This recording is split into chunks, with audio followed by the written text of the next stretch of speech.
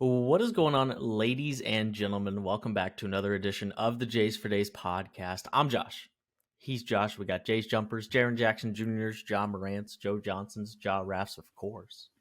We've got Jays. We got him for Jays. Josh, how you doing?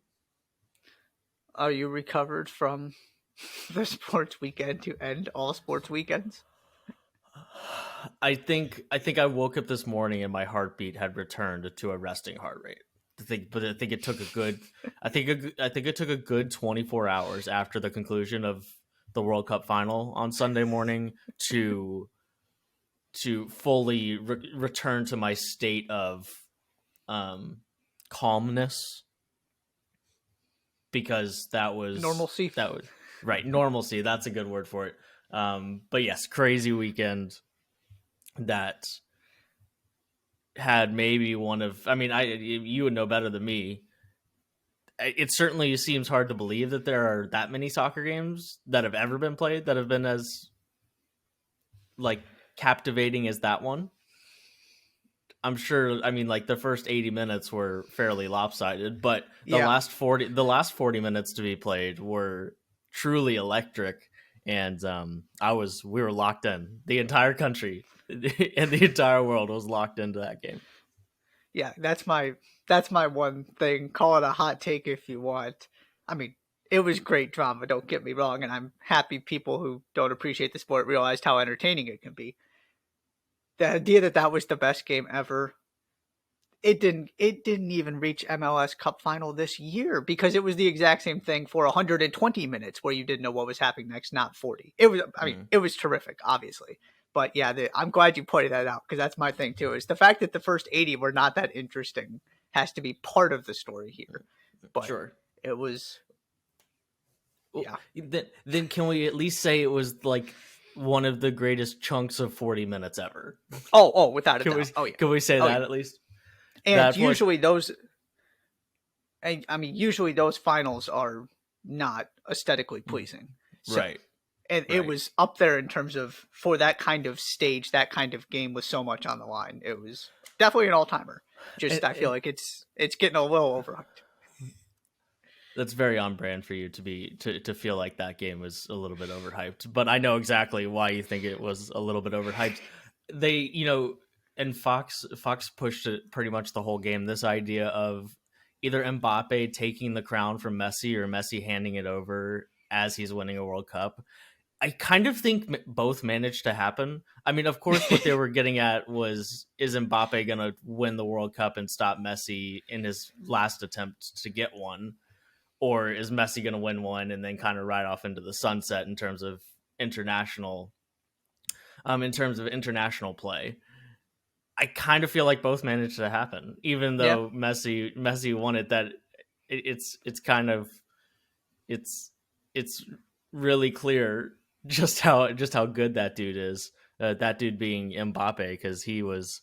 I mean, that poor guy carried an entire country, put four different balls in the back of the net in the same World Cup. Granted, only PKs don't count as official goals, right? No, not in a penalty shootout.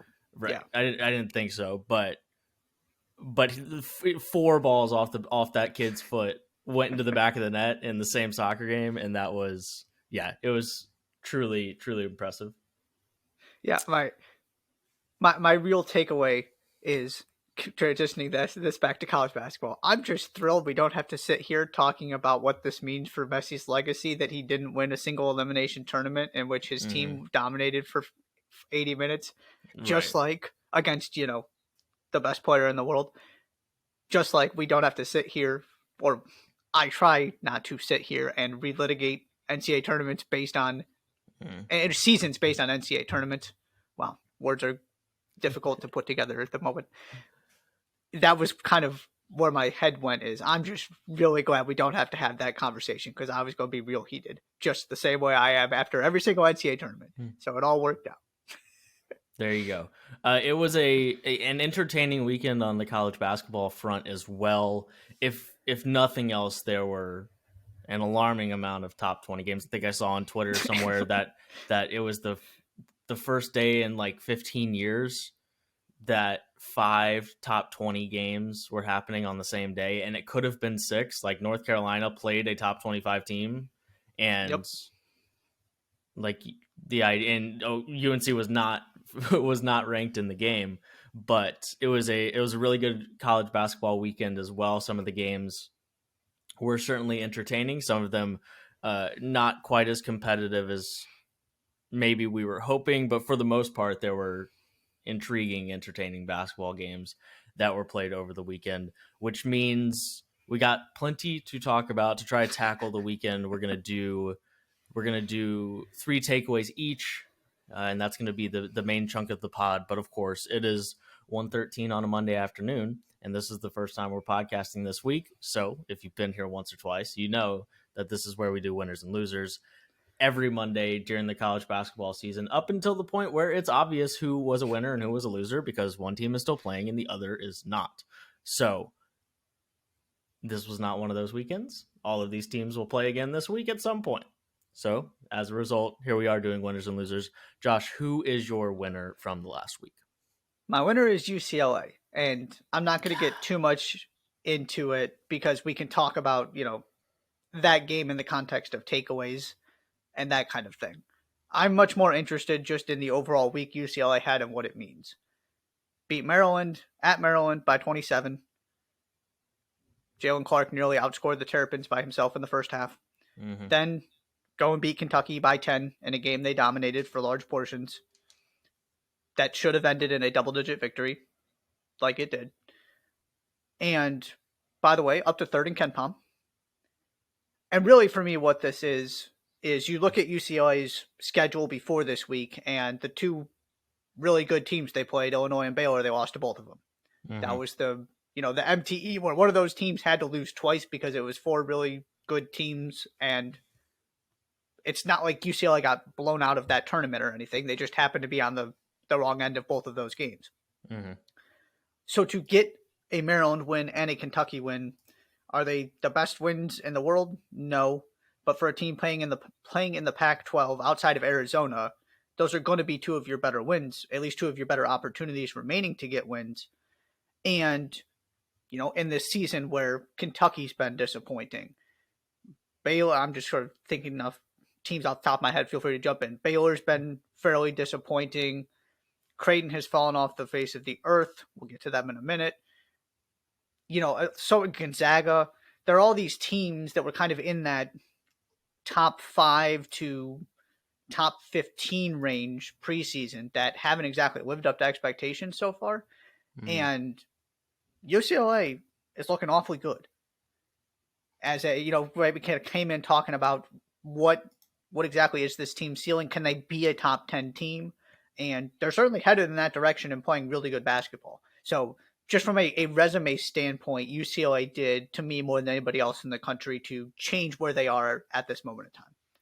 I feel like you just undersold their week. You said, were they the best wins of all time? No, they beat a top 30 KenPom team on the road and beat Kentucky, who was 8th at KenPom entering the game on a neutral site.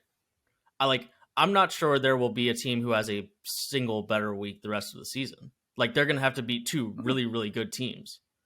I mean, we're talking about in the Big 12, somebody beating Texas and Baylor in the same week.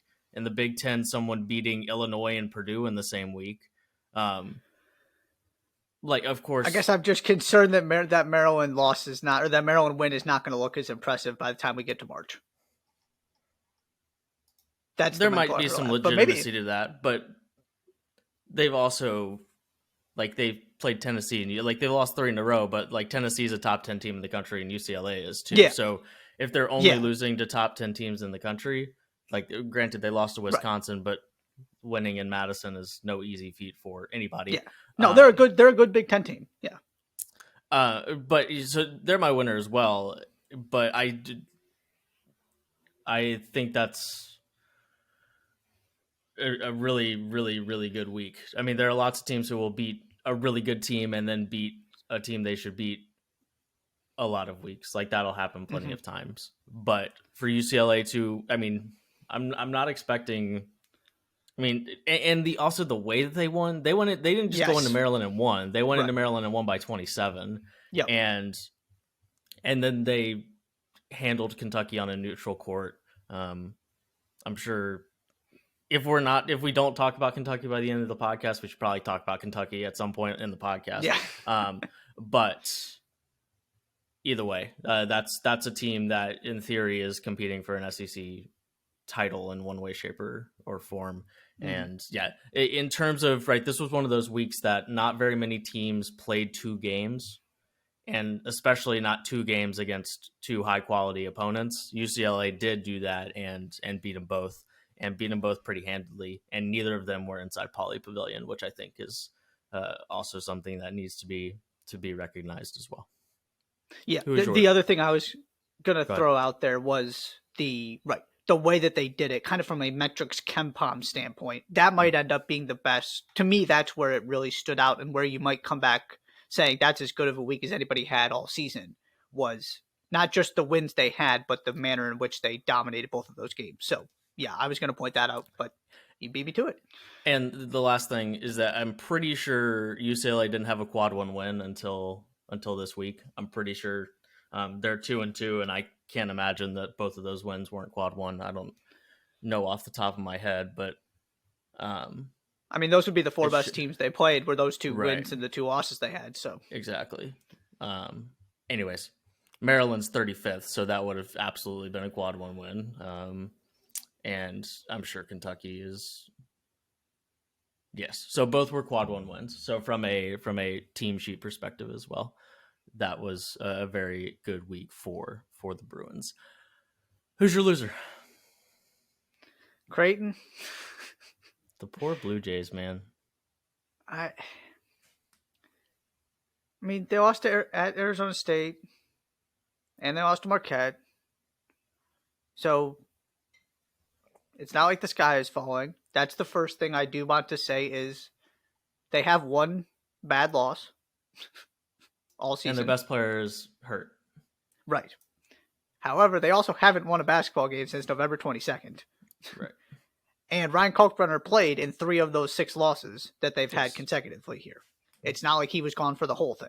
Now, he was gone for some of the quote-unquote worst losses in that stretch, and clearly they need him back because they are not the same team without him.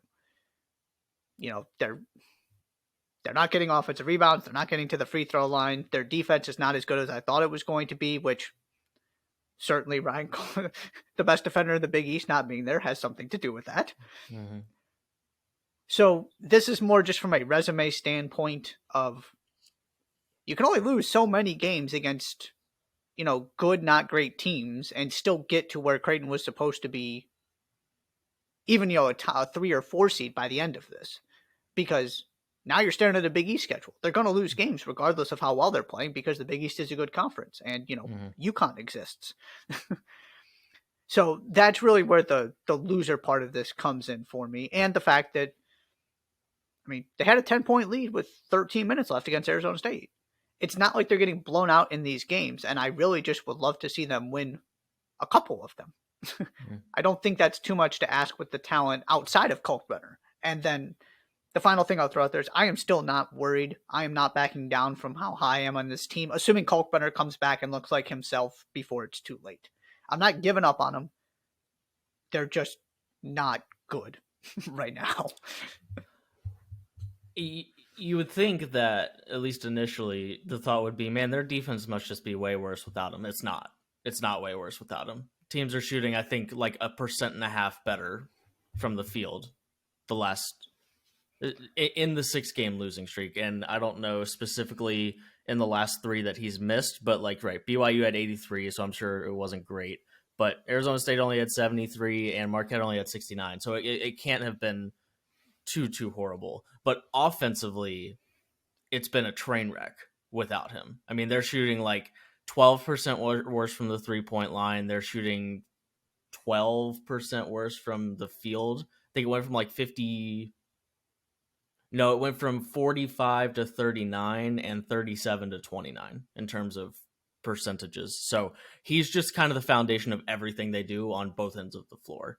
And to your point about not giving up on them, like, yes, they've lost 6 in a row. You know what those first 2 games were that Kalkbrenner was a part of? and then you lost to Nebraska, but like they lost to Arizona and Texas. Right.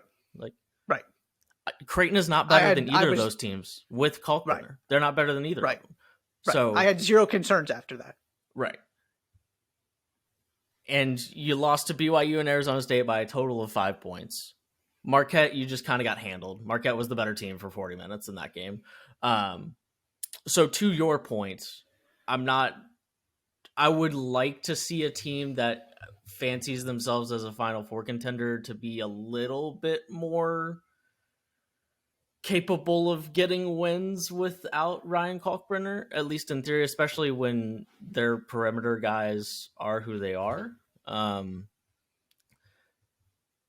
But it just hasn't quite been that way. So I would have liked to see them find a way to get, to go 2-4 in this stretch instead of 0-6. Exactly. But at the end of the day, and it would be different. I mean, but like with Kalkbrenner, they have an Arkansas win, right? I mean, with Kalkbrenner, they have a Texas Tech win. So clearly they're capable of beating high quality basketball teams, even when when Kalkbrenner is on the floor. I just hope that he gets back before.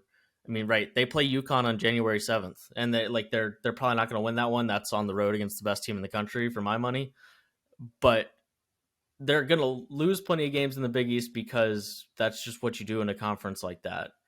But at the same time, the ceiling of wins in the Big East outside of UConn right now is not very high, right? There are not very many wins that are going to completely that are going to really strengthen your resume on a, especially at home, right? Like you beat UConn anywhere, that's a foundational resume win. But a lot of these teams, you beat them at home, it's a quad 2 win at best, and you really need to do well on the road to get a lot of these quad 1 wins this year in that conference, which is fine. That's how it is in lots of conferences, but it's not like you're going to have 3 chances at home to beat teams that are going to be top 3 seeds in the NCAA tournament, at least not at this point.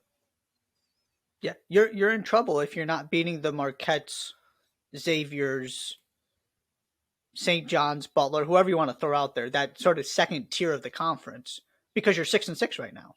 Right. You've got to consistently win those games to get anywhere close to a record like Creighton is capable of having. And there were always going to be losses because that's an awfully difficult schedule they've played. And now they don't have Kalkbrenner for part of it, and they lost a couple games they probably shouldn't have. Not the end of the world, but yeah, you got to, at some point you actually have to put W's on the schedule, or it's going to be real tricky come those last couple of weeks when you're trying to make sure you even get into the tournament if you're floating around 500 still.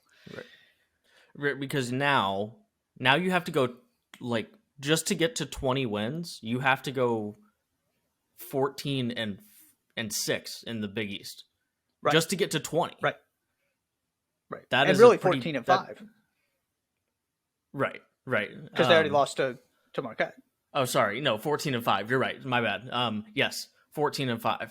You've got to win 14 of your next 19 against a power conference schedule. Right. To just get to 20 wins, to not get to 25, to not get to 24, to get to 20.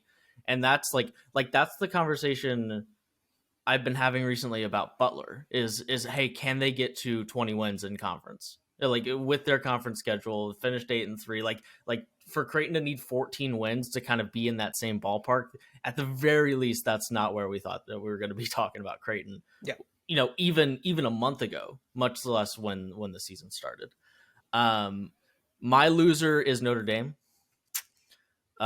This week, Notre Dame, they have one good win, and it was at home against Michigan State. And Michigan State is not exactly terrifying anybody right now. They had 2 chances to get like decent wins this week. They had Marquette at home, which would have been a good win. And they had Georgia semi away. They played Georgia in Atlanta as part of Holiday Hoops Giving. Do you know that was the thing? Holiday Hoops Giving? Well, it is, and they were a part of it, and they went and got smacked by Georgia. So 0-2 this week, and here's where really just what I wanted to highlight. The Irish are 181st in the net. They dropped 17 spots from their previous spot. They're sandwiched in between Sacramento State and South Dakota State.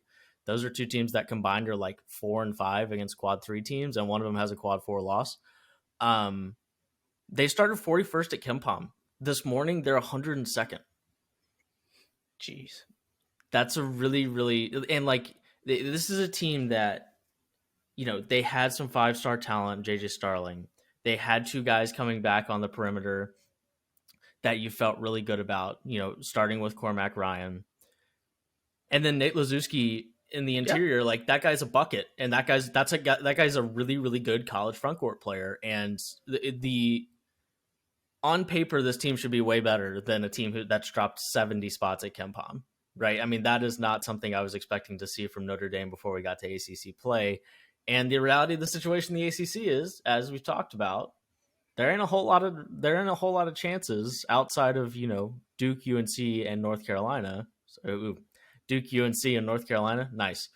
Duke, UNC, and Virginia to get quality wins there. The table kind of falls out from under you fast when it comes to quality wins after those three teams, and they got a fine win, but they have a loss to St. Bonaventure, who is not St. Bonaventure this year, right? They're just not a very good team at this point. But now they have losses to St. Bonaventure, Syracuse, Marquette, and Georgia, with their best win coming against Michigan State. And that's about it. Like, they're really, really bad defensively. They're outside of the top 220 nationally. Top 40 offense at KenPom. They do score the basketball pretty well. It's just it's a pretty unbalanced product in South Bend right now, and they had a chance to kind of put themselves in a better position this week. Right, not two world-beating wins. Georgia is just barely inside the top 100. Marquette would have been a really nice win to get at home, and they didn't do it. They lost 79-64 and 77-62, so they didn't come especially close. So they're my loser this week. Kind of throw the Irish in there as part of our conversation at one point or another this season, because unless they do something pretty special in ACC play and push that 14-win, 15-win area, I mean, maybe 12 or 13 get you into the conversation in terms of bubble teams, but if you lose to the wrong teams and you get 12 wins, it's going to be hard to see them with a resume that's going to get them into the tournament in an at-large capacity. So the Irish and Mike Bray's squad, they're my loser this week. It is amazing how history is just kind of repeating itself, it feels like, with that program where, yeah, you look at it, and, I mean, we talked about it with the ACC preview. Really like those pieces. That's a good basketball team. Mike Bray's a good coach, and it's just not happening. Okay, let's move to takeaways, specifically from the weekend, really just trying to touch on as many things as possible. There's a rumor that Josh wants me to go first, so I'm going to go first because he has a malleability and adaptability coming into the pod that I do not. So we'll put him in the best spot for success while also putting me in the best spot for success. So I'm going to go first, and I'm going to start very simply with, hey, UNC's pretty good when Armando Bacot is the center of your offense. How about that? Armando Bacot, 28-15 against Ohio State, 89-84 win for the Tar Heels. The most shots he's taken in a game this year by 3. 16 was his most that he had taken up until this point. He took 19, was 11 of 19 from the floor. That's 57% in percentage form, if you'd like to know. Caleb Love still managed to take more shots than he did, but only by 1, which is better than it usually is. And the Tar Heels beat a good team despite going 6 of 28 from the 3-point line and Pete Nance being pretty much useless. Like, this isn't hard. Like, you have a guy who was like, Bacot was the preseason All-American on your team, and you would have thought it was the two guards, and especially Caleb Love, the way that things have functioned offensively for the Tar Heels. So it's almost like when you run it through a guy who's really, really hard to stop, and you let him shoot it 19 times right in front of the rim, that your offense gets much more efficient. That's my first takeaway. I mean, at some point, maybe we can actually get it through their heads on a regular basis, but they didn't shoot it well, especially outside of him. It's not like Caleb Love. Caleb Love had 22 points, but it took him 20 shots to get there. Like, he was fine, but he was like 4 of 13 from the 3-point line. So it's like, it was a very Caleb Love, high volume, low efficiency game. but Baycott was spectacular, and they were able to beat a quality team in Ohio State on a neutral court. So that's number one. Maybe we should run through the best player on your roster. Just a thought. Yeah, you hit on a couple of the things I wanted to highlight in this game. One was, right, 21% from three. Still scored 79 points in regulation. Mm-hmm. They're not always going to be a good three-point shooting team because, by and large, they're not great three-point shooters. They're guys who can shoot threes and do take a lot of them. But you can't just say, well, let's try and shoot 40% from three and hope that, RJ Davis and Caleb Love are 45% combined from the field or something like that. Mm-hmm. You almost got to 80 points in regulation without the three-pointer working for you because Armando Bacot was that good and that efficient. That speaks tremendous volumes about all the stuff we've been saying, and this was just proof of concept that this is the best way to run your offense. The second thing, from just an overall standpoint, not only Armando Bacot being kind of the focal point of the offense for what feels like the first time this season, but also the fact that Pete Nance had the buzzer beater, the last second possession to force overtime drawn up for him. This idea that you don't have to run everything through your two guards. You can give the ball to Bacot. You have a fourth guy in Pete Nance who can go beat players one-on-one, who can get his shot off, who is difficult to guard, and has that isolation ability as well that you saw to force overtime. You don't need Pete Nance scoring 20 points a game. He's definitely struggled at times this season. But utilizing that weapon, when everybody knows you have Love, you have Davis, you have Bacot, okay, so we're going to throw the ball to Pete Nance because you're not paying attention to him on the last possession because there are three other guys you need to be paying attention to. Using all of that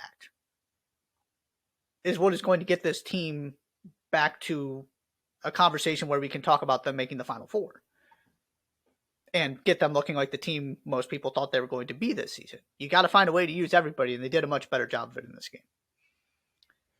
That's all I got. It's very, very simple. Just give the dude the basketball. Literally every time he touches the basketball, he's still shooting. He's still his numbers have not really dropped in any efficiency ways this year. I think he's shooting 1.5% worse from the field than he was last year. But same dude. Just give him the basketball. It will make your life at Caleb Love that much easier if you just give the dude the basketball. Because he's really, really hard to stop. And the more they have to worry about him, the less they have to worry about you. And that's good for everybody. So, good for the Tar Heels. Now you have a resume-building win for the first time this season. Good job. Well done by you. Good job by you. What say you? What's your first takeaway? Give it to me. All right. Let's start with Houston. Okay. There is no need to be worried about the Cougars. Not that they're necessarily that's bold by you, Josh. That's bold by you. Not that there necessarily was going into this game, but I was very curious what kind of response we were going to get because we really picked at the flaws of this team over the last week, and then they went out there and they just kind of handled Virginia on Virginia's home floor. I still have the same questions in terms of whether this team can win a national championship. They're going to be vulnerable when Marcus Sasser doesn't have a good game and when they don't force turnovers. However, those two things both happened in this game, and they still won because of their defense, because Jarace Walker was terrific, because they were the tougher, more focused team playing with a greater sense of urgency.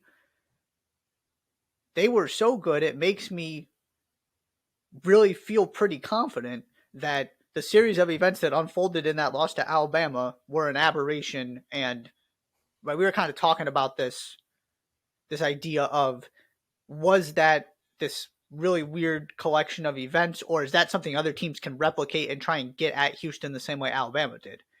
Now, Virginia's personnel is not Alabama's personnel. It does not set itself up to be able to exploit Houston the way that Alabama did. So, Not that that's completely out of the question that somebody else could find a way to do it.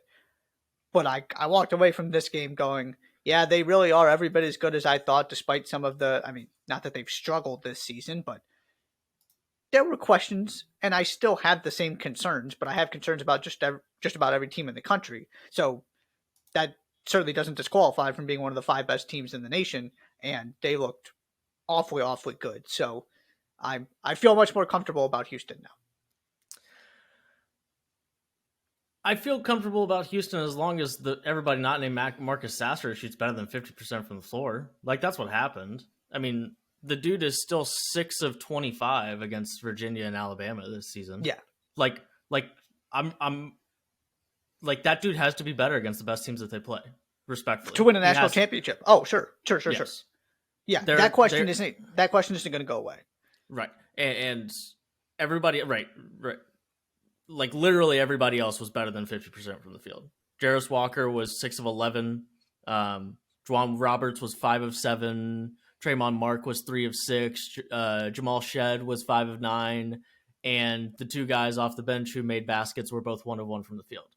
So, like, they shot 50% as a team because literally everybody else was efficient. So as long as, like, some combination of those things happen, you know, hopefully you're right. You don't want Marcus Sasser to be 4 of 14 from the field, but on the nights that he is 4 of 14 from the field, as long as the other guys pick up the slack, then you're in a pretty good spot. But, like, Sasser hasn't had more than 6 field goals in a game since February 29th. So, I do need him to be more efficient. I do need that. And, like, he was 6 of 10 from the field against North Carolina A&T, but, like, congratulations, I could have been 6 of 10 from the field against North Carolina A&T. So that is the only. I agree with you. I did not for the most part in that second half, I felt like Houston was able to get what they wanted at John Paul Jones Arena against Virginia, and I was not expecting that to be the case after what I saw in the second half against Alabama. So from that perspective, absolutely. And I wasn't really concerned about Houston, but that's what we're talking about when it comes to Houston right now, is what are the things that are going to stop them from winning a national championship, which is the highest form of praise, right? It's not, well, that's going to stop them from going 11-9 in AAC play. No, it's like that might stop them from winning a Final Four game. Like, that's what we're talking about. And that's a pretty good place to be. But I think you're right. I think we can pump the brakes a little bit on, and not that either of us were out on Houston, but there were certainly some questions that we had, I think, and I still think rightfully so. Yeah. But some of those things were kind of laid to rest, at least for the time being, with a win like that, because that's a tough one to get. And they, after the first 10 minutes of the game, I think at one point I turned to you and said, "Man, it just looks so difficult for Houston when Marcus Sasser isn't making shots." And then pretty much for the rest of the game after that, guys not named Marcus Sasser were making shots, and it looked a lot easier. So.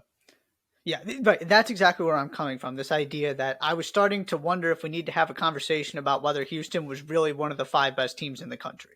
Sure. Whether they were a little bit, that the idea of, okay, Marcus Sasser is going to be the best guard in the country. That and their defense is going to be why, they're going to be top 5 all season long.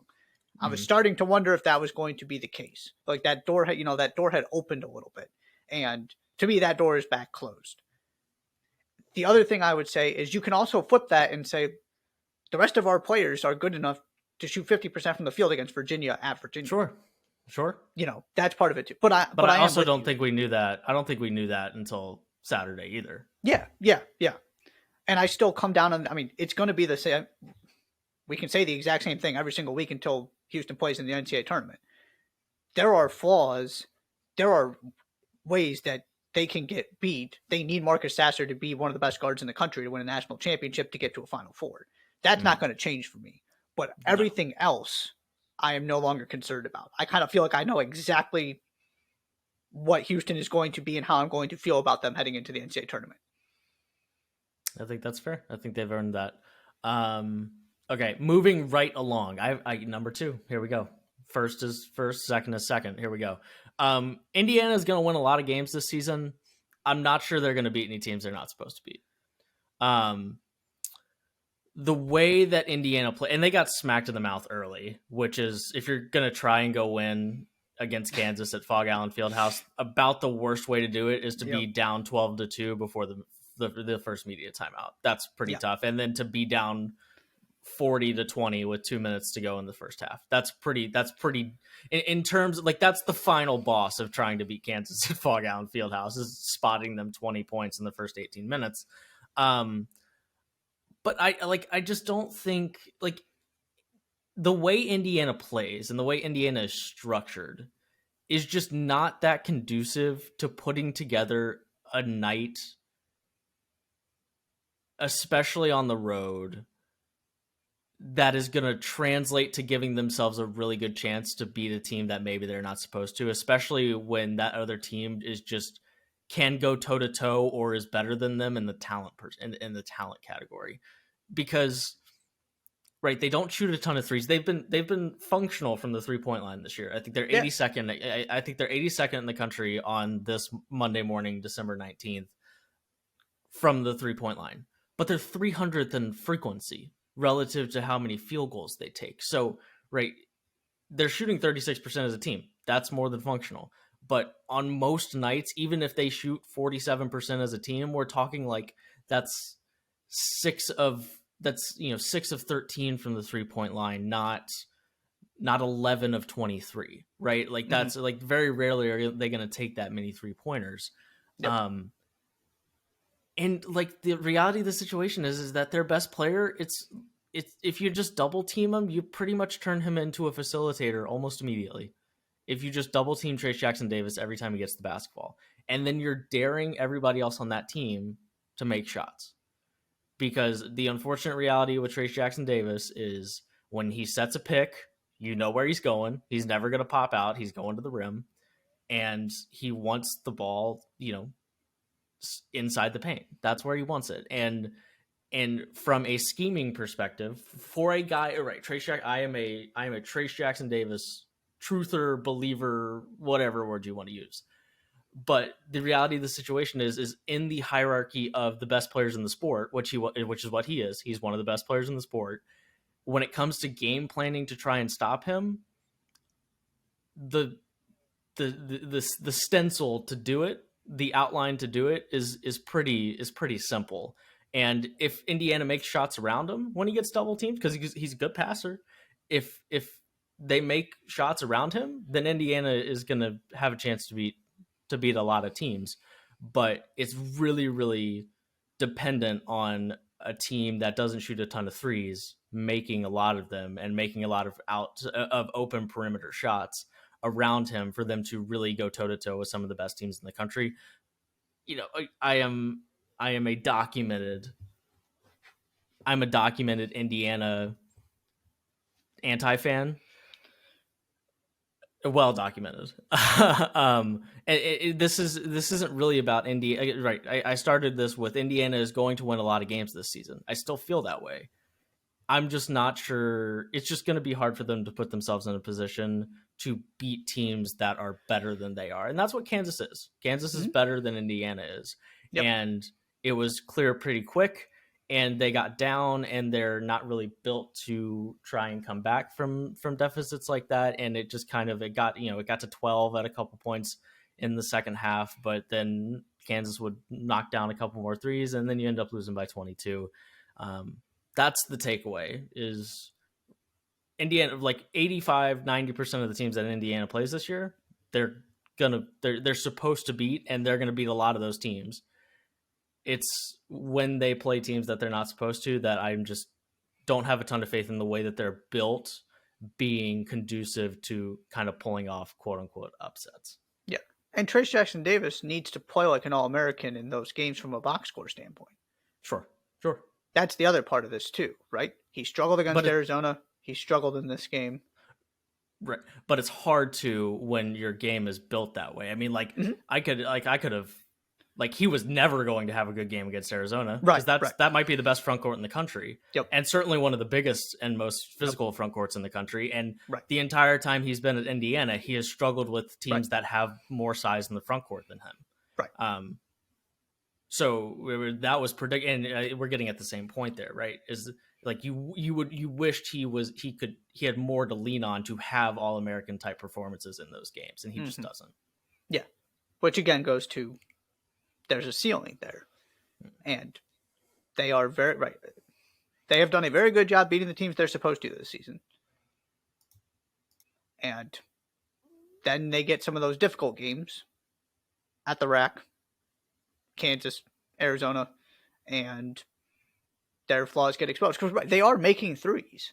It's not like it's been a train wreck from the 3-point line, especially in these last couple games. But you need the threes, and you need Trayce Jackson-Davis, and you need the defense, and they haven't gotten all of those things together. Yeah, there's a lot that needs to go. Their ceiling is just not exceptionally high, so there's a lot of things that need to go right for them to play with the best teams in the country. Yeah. Agreed. Completely agree.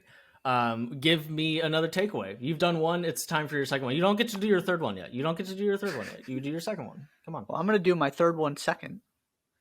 Well played. Well played. And stay with the team we were just talking about. I talk about Arizona for a second because Tommy Lloyd has the best starting five in the country. Dude, I think you might be right. Do you know how many of Arizona's 75 points the starting lineup scored against Tennessee? 73.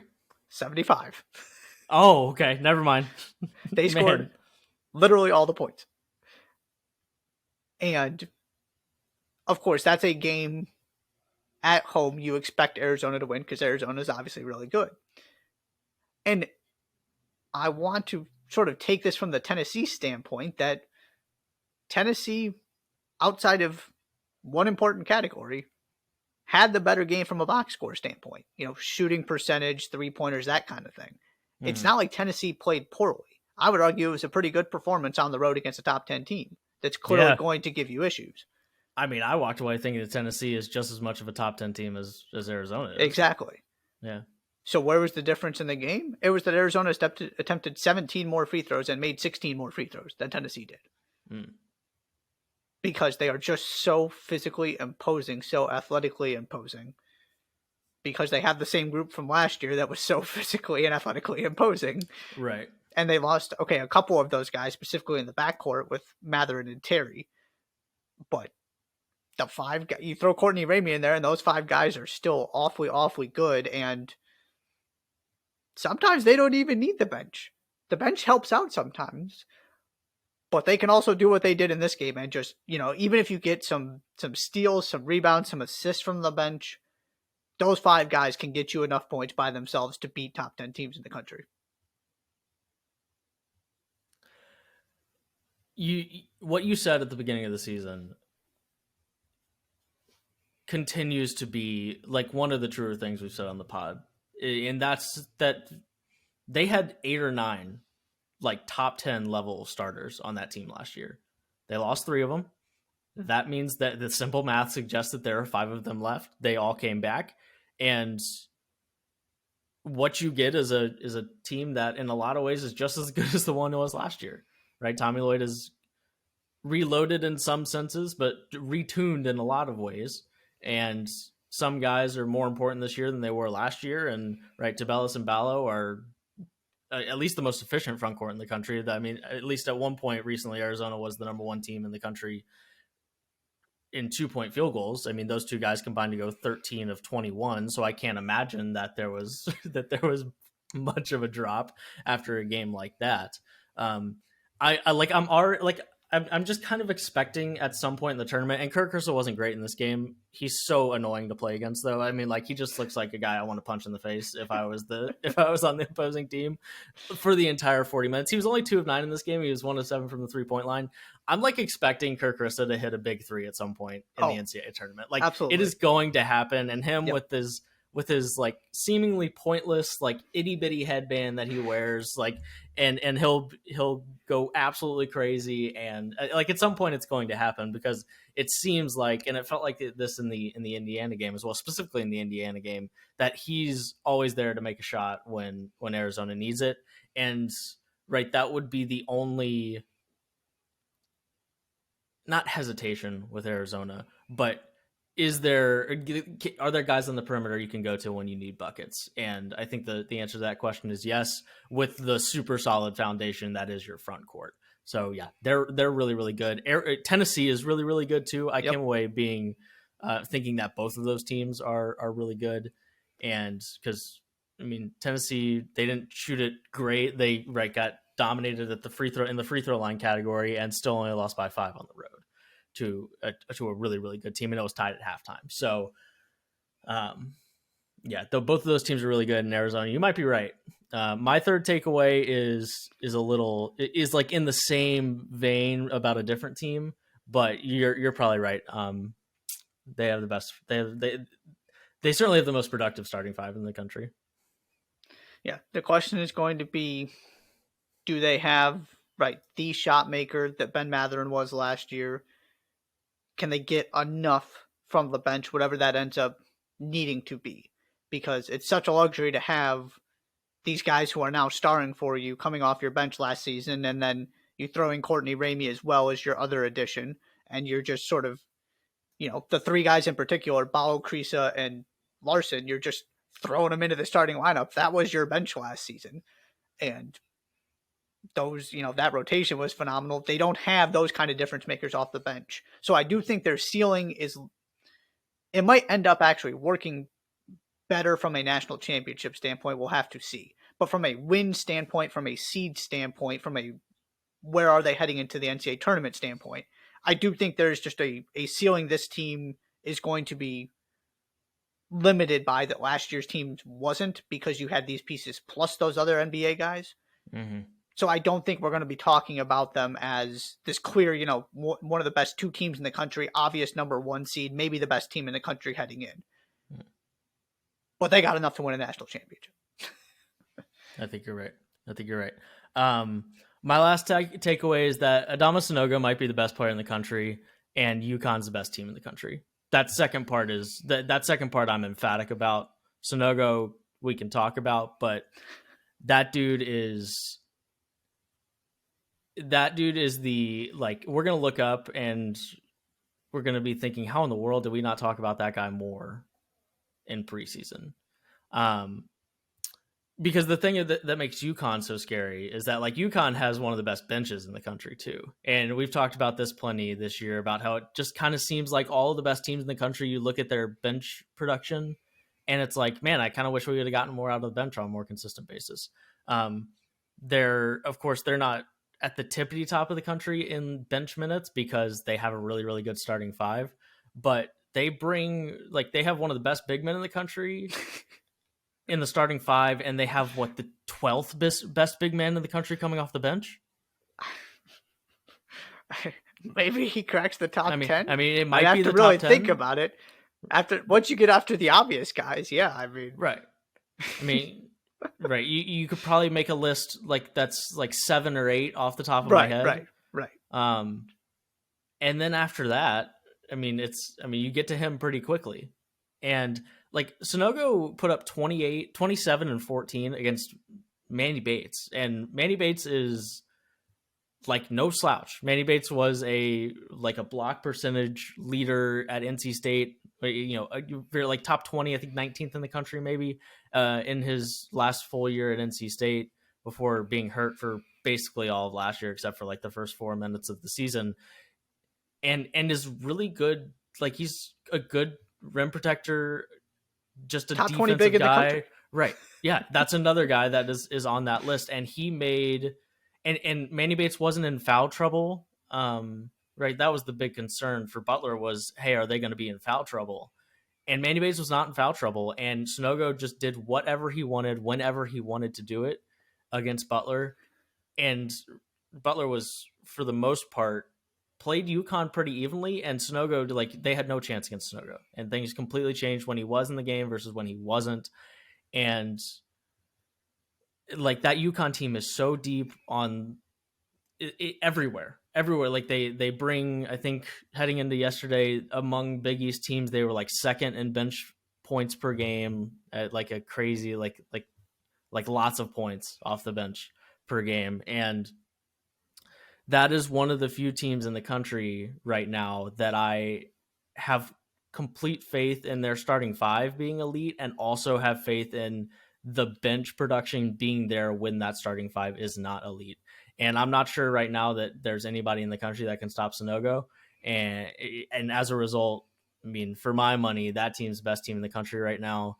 And I mean, they're 6-0 against top 75 KenPom teams, and they've won those games by an average of 18 points. Think about that for a second. That's crazy. They still have not trailed in the second half this year, and they've played 6 top 75 KenPom teams, and they still haven't trailed for a single second in the second half this year. And they've got wins that continue to keep looking better.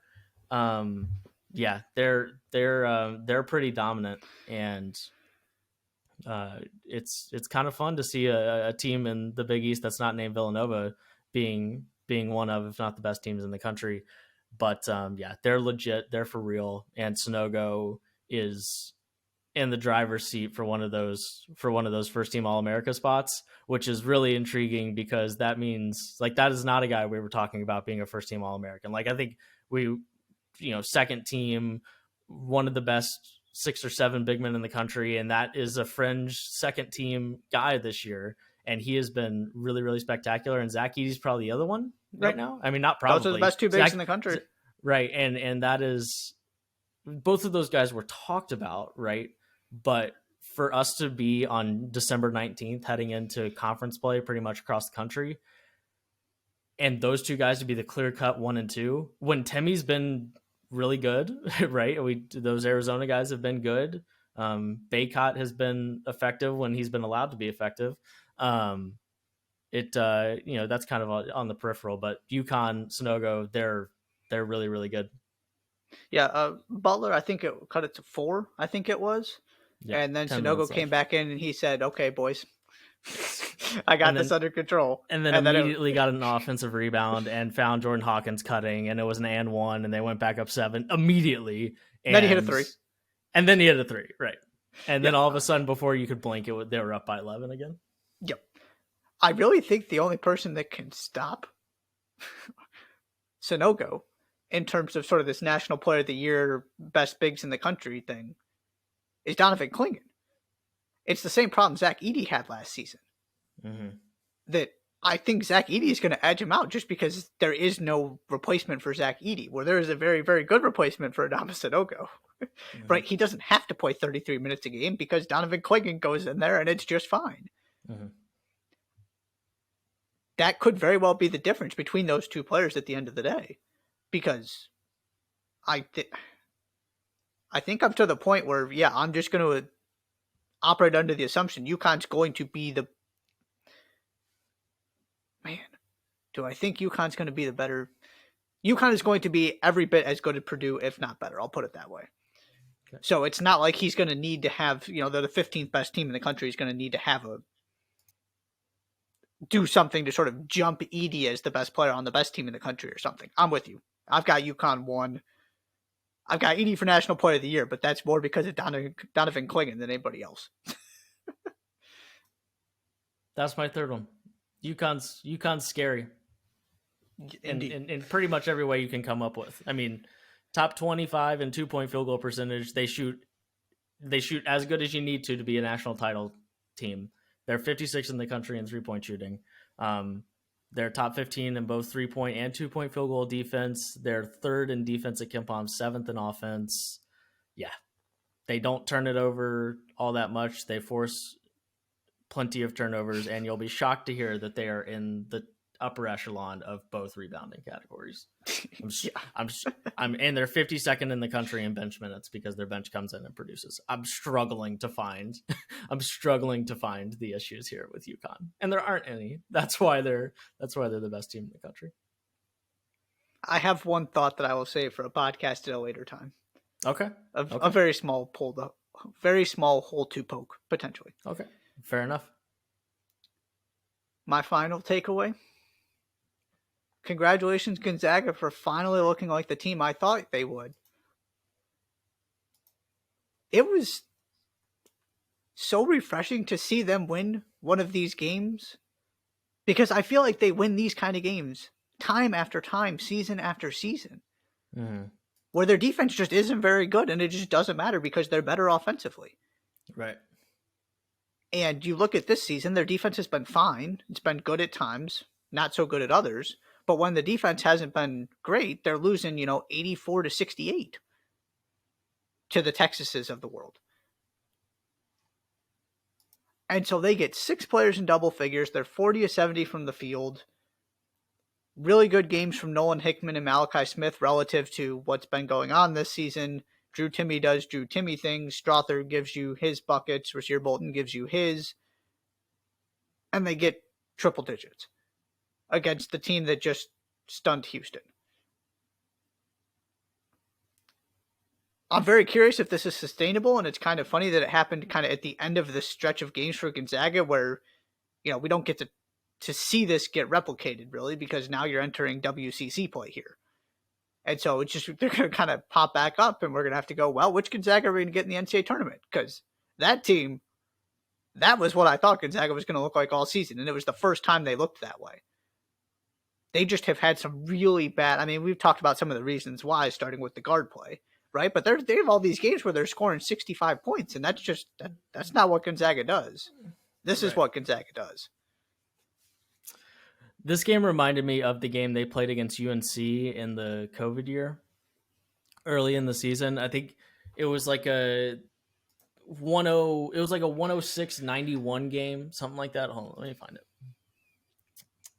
Oh, that's UConn. I was like, what in the world? They did not go 15-8 the COVID year. That's UConn. UConn did go 15-8 in the COVID year.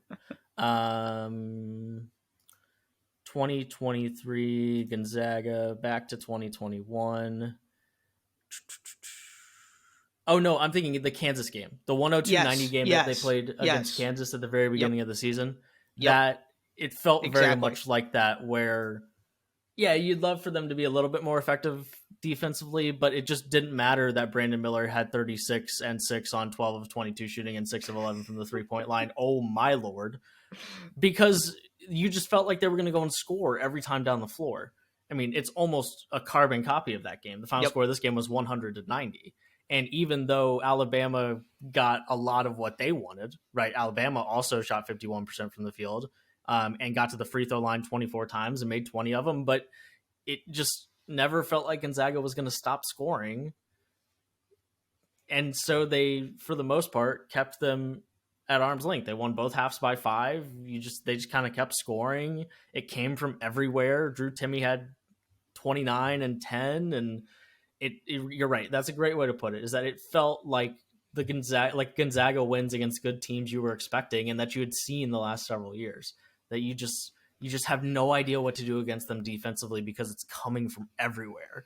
All 5 starters were in double figures. Nolan Hickman played his best game of the season, had 4 assists to 0 turnovers. And then you got a little something from Malachi Smith off the bench, 12 on 5 of 6 shooting. He had 5 steals in the game. Yeah, like that is what we were expecting from Gonzaga, and we hadn't seen it against a good team this year, and we saw it against Alabama. Yeah, a couple things. Because from the very beginning, I remember saying after the Michigan State game, it was good. They were that good defensively, because that was the question. I said, I don't care about the fact they didn't score. It was, outside aircraft carrier, beginning of the season, they're going to figure it out. And then they just kind of haven't figured it out. So now the question is, did they figure something out in this game, or was this game the aberration and they're going to go back to struggling offensively when it matters? We're just going to have to wait and see on that one. The other thing, you mentioned Brandon Miller. We need to talk about him for a second. Of the college basketball players, I feel most confident about him in terms of the NBA, because you don't find guys who score that easily and play defense that well. He's not a 3-and-D wing. He's a two-way star. Yeah. Of which there are about 4 in the NBA, right? I was trying to think about this. Giannis, Paul George, Kawhi, LeBron. And I would argue LeBron doesn't even count right now because he's not what he was defensively. I think Tatum and Brown both. And that was the other thing I was thinking is, right, you can argue that the Celtics guys have developed to the point defensively, or Brown has developed to the point offensively, because he was always the better defender at the beginning. Right. So maybe they've entered themselves into that conversation. Yeah. So you've got probably 5 at this moment in time, because I would take LeBron out. Yeah, I mean, that's a fun question. I think Jimmy Butler, at least in the playoffs, deserves to be in that conversation. Sure. Yep. I'd forgotten about him. Yep.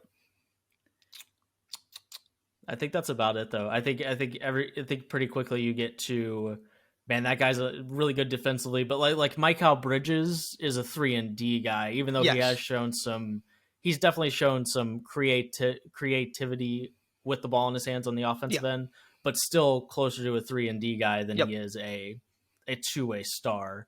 Yep. Yeah, you're exactly right, and you use the term Paul. I mean, use the term Paul George. You mentioned Paul George, and I said to you during this game, You took me out of that comparison. he Yeah. he he looks like you add 12 pounds of muscle to him, and he looks like, I mean, he just looks as big. And I don't know what it is about Paul George, but Paul George just looks huge on the floor.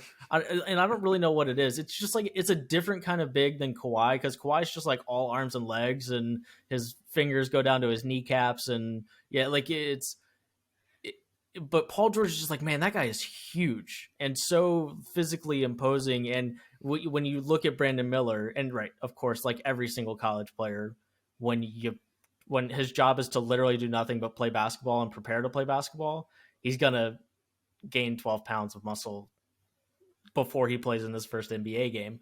But he is, and, you know, I see a lot of Jabari Smith like comps, and because like on the surface he's a guy, like he and Jabari Smith on the surface are like look similar, and they both like are super dangerous from the 3-point line and both really good defensively, but it doesn't take long to watch him. My point being is that I had my hesitations about Jabari Smith as a creator off the bounce, because everything he did offensively was either just shooting, or it was very simple, like one dribble moves, and he was just taller than his defender, so he could Right. get it off. All incredibly, Right. like a very important skill to have in the NBA, right? But Brandon Miller moves differently than Jabari Smith does, and has a bag that Jabari Smith might never have when it comes to the NBA. He is, yeah, he's scary, super super scary. Yeah, that's a difference between.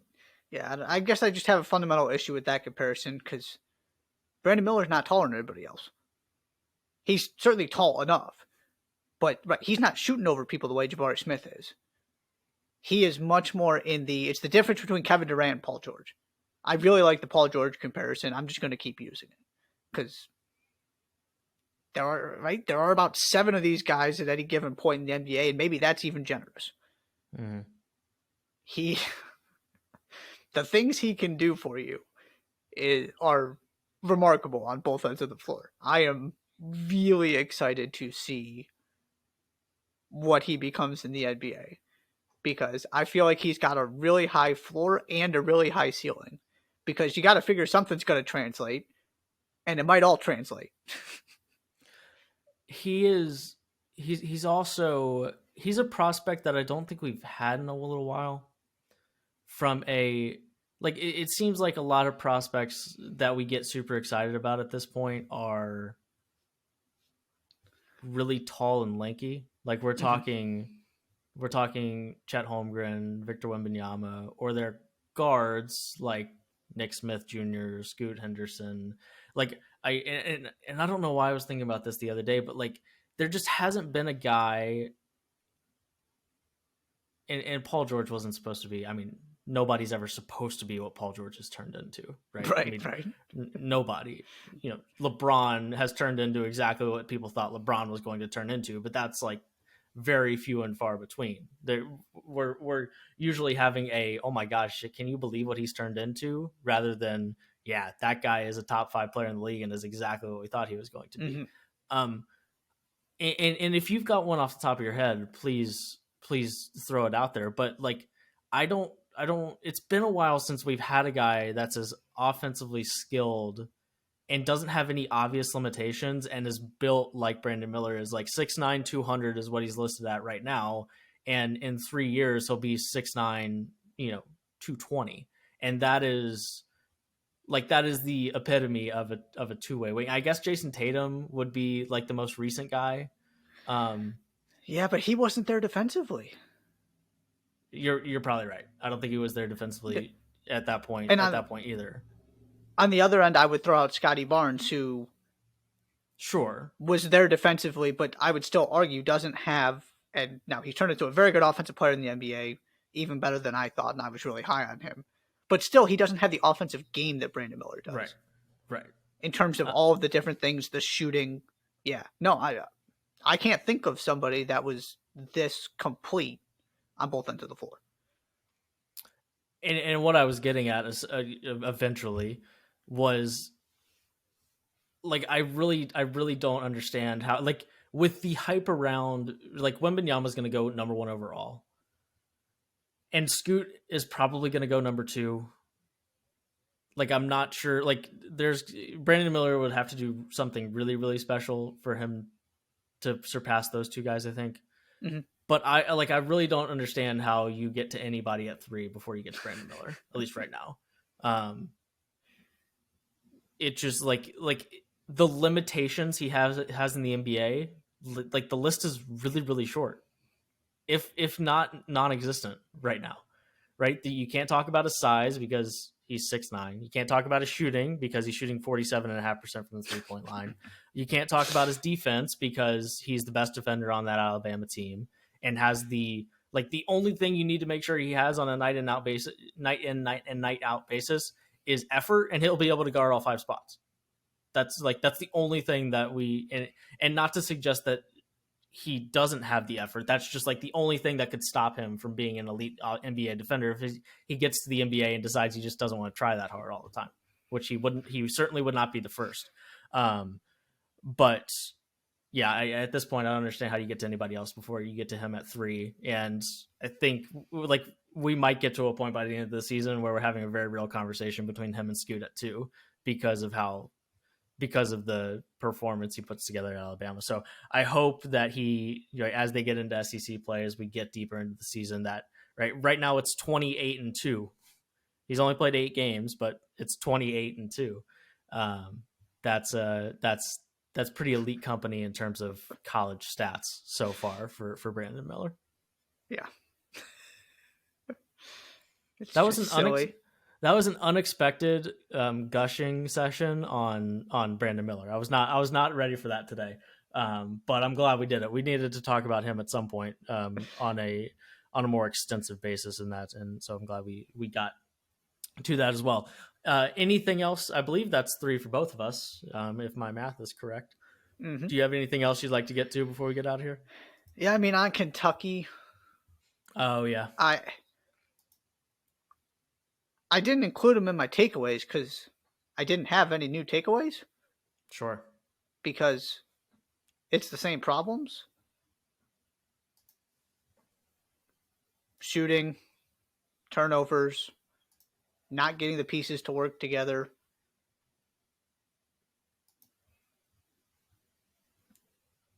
They found a way to get more from everybody else against Michigan, but when they play the best teams in the country, I mean, I don't remember the numbers off the top of my head, but their record against ranked opponents recently is staggeringly bad. Yeah. They're just getting exposed when the teams they're playing have, and it's not like that, only so many teams have an Oscar Tshiebwe.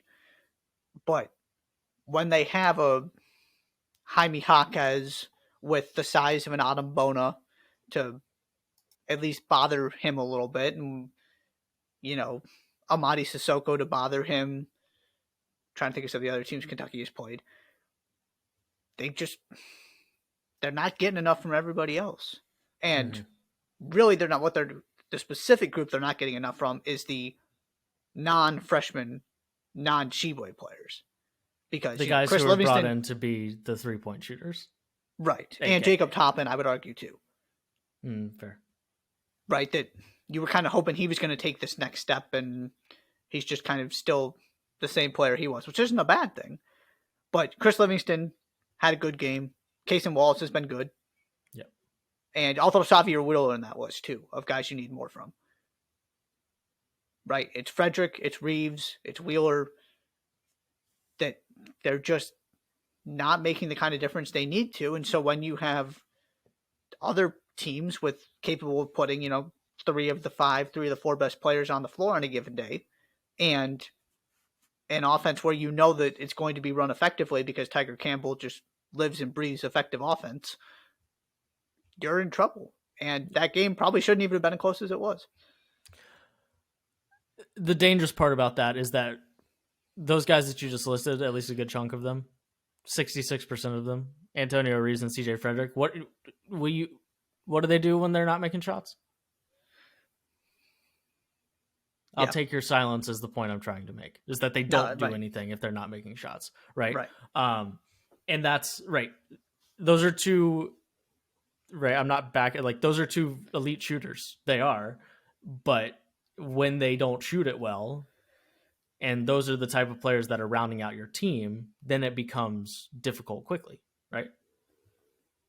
Because you need them out there to make Oscar Tshiebwe's life easier. But if they're not making their shots, then they're not especially making Oscar Tshiebwe's life any easier. And it's not like they're locking down guys on the other end of the floor. Mm-hmm.